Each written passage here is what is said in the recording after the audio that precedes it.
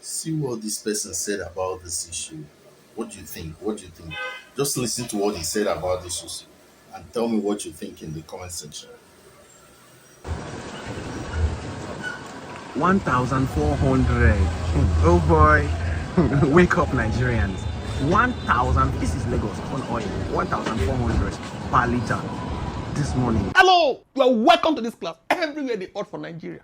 NEPA no dey bring light. Blackout everywhere. To buy food dey expensive. People dey shout order it. People dey sweat. Dey blow body. E be like say na air fire Nigerians dey. E no be small thing. Now some people dey shout now. Fuel price don high. Fuel price don even reach 1,620 naira. But anyway, before I enter this class now, they say Dangote don reduce am to 1,075 naira. But wetin carry am go here before? Everything in between. Now we wan talk for this class, okay? So that when it increase next month or next week or 3 years from now, you will know the reason why the thing they go up and down. Okay?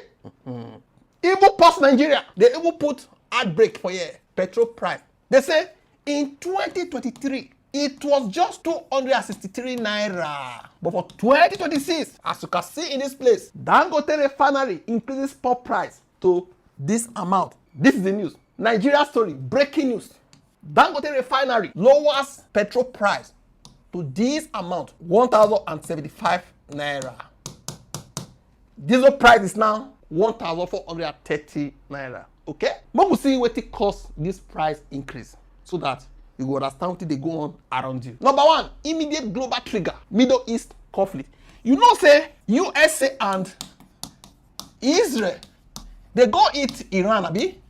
Call a drum bomb for inside Iran. Call kill their supreme leader. You know, right? Okay. The main reason for the fuel price increase is the war involving the United States, Israel, and Iran. The conflict started getting worse in late February and early March this month. Because of that, the first thing where it caused the increase, now fear. Say, because of this conflict, they go disrupt oil supply. Because of that fear.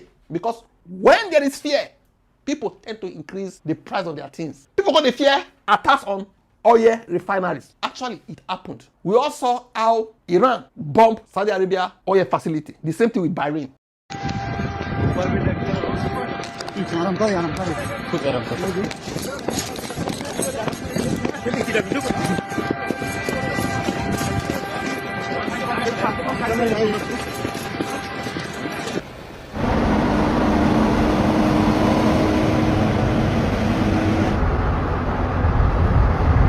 And you agree say lower oil production from countries like Saudi Arabia and Iraq go mean say the supply go dey reduce. And when the supply is reduced, price go increase. Threats to important oil CP route. Because of these fears, the price of crude oil quickly increased. Now fear na first cause am. Before the conflict, Brent crude oil, the metrics where they measure oil price was around $70 to $80 per barrel. Okay? After the escalation, the price jumped to above 110 to 190 per barrel. Two, the Strait of Hormuz risk. Now this place for Middle East, now most of the oil where they come from Middle East to other countries around the world, they pass through. Okay? Now shipping route. A very important oil route called the Strait of Hormuz is evolved, talking about the price increment. About 20% of the world's oil passes through this narrow water route. Because of the conflict, some oil tankers stopped moving. Shipping became risky. What if the Strait of Hormuz suddenly closed? These countries would be hit the hardest. At number 5, Japan. Japan imports most of its oil from the Middle East. If the strait closes, its energy supply could drop fast. And finally, at number 1, Saudi Arabia. Saudi Arabia exports massive amounts of oil through the Strait of Hormuz. If Iran wants to say any shipment through that place, they say they go bomb them. They go bomb the Congo. Example, the cost of shipping oil in some cases jumped from 800,000 to around $3.5 million per shipment. Because of the fear, oil price rose even more. 3. Nigeria's deregulated fuel market. Another factor. Nigeria removed most fuel subsidy after 2023. And Bola Tinubu remove am. This means petrol prices are now controlled by the market. Before, if they sell am, let's say globally, $100, Nigeria government feed up that say they no go let Nigerians pay above $50. So the excess, the increase, they go pay for Nigerians. It means say the price will still be 50 naira. The major thing where this is the cost and scarcity. You really see am buy. Nigeria government say because it too dey expensive. We no get the money, we no go import fuel. When they call remove subsidy, it means say they no go help you pay again. Either they sell am $100, you go buy am. If they sell am $200, you go follow them buy. Nobody dey help you pay again. You get the point now? It's like they pay school fees. They say they give you scholarship. The scholarship wey they give you na 50% or 20%, whatever. It means say if na 20% scholarship instead of 100,000 naira, you go dey pay 80k. I go help you pay 20k because I gave you 20% scholarship. The same thing with Nigerian government. They gave Nigerians fuel scholarship before. Let me put it like that, okay? That amount when they help you they pay before, the cost they don't want to pay again. That is the meaning of what? The removal of subsidy. And they don't remove that subsidy. It means say now you go to pay by yourself. And because of that, now they say anything where they approve for global market, we don't get papa and mama where they help us pay again, we they pay by ourselves. Get the point now. Pop prices now depend on several things. Global crude oil prices, because nobody's helping us again. They don't remove subsidy. The naira to dollar exchange rate. Before dollar, that is $1. Just last week, now 1,003 something. Think like this. When I check today, now 1,420. It still don't increase. So this one too will they affect them. Shipping, insurance, and transport costs, which are also paid in dollar.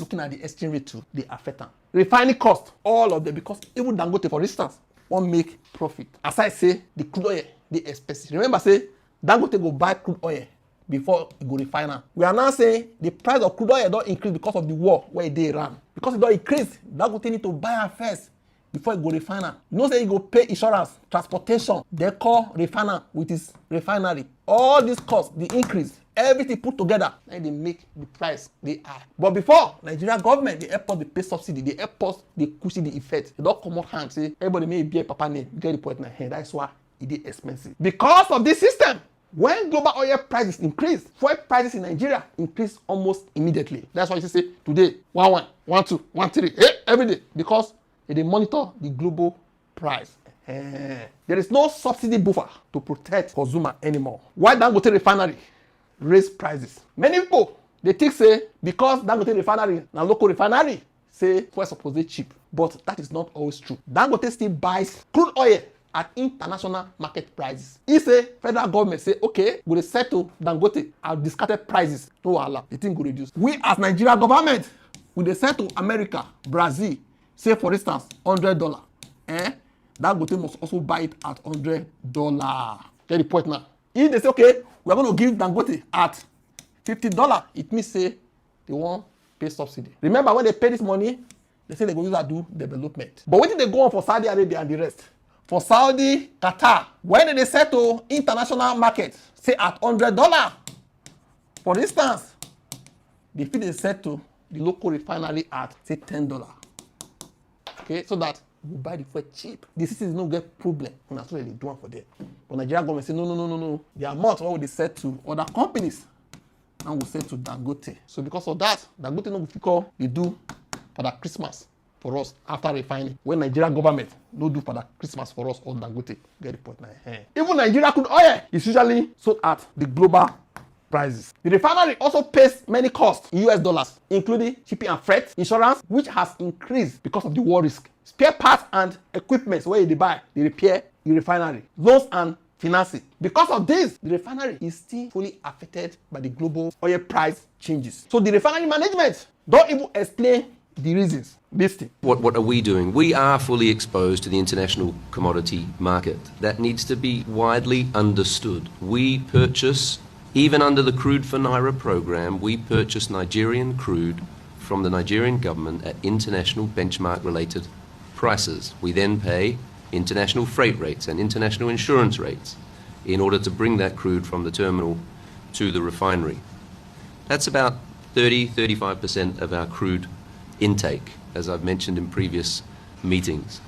However, we're designed around Nigerian crude, so we actively seek additional Nigerian crude cargoes. We buy those on the open market in US dollars. Historically, that's often changed through multiple traders' hands before we get access to it. And all that does is add further costs and premium to purchasing those Nigerian barrels and processing them through Dangote refinery. And then there's another element about sort of, again, that balance of 30 to 40% of our crude diet that we purchase on the open market, and we've processed a wide variety of crudes, predominantly West Texas, but also from as far afield as South America, Central America, and then obviously we look very closely at West African grades. So fully international, fully exposed in that regard. So I fully acknowledge the pain that is being suffered. We are seeing that. We are doing what we can to ensure that we minimize costs throughout our supply chain. However, our price input is crude at benchmark-related prices.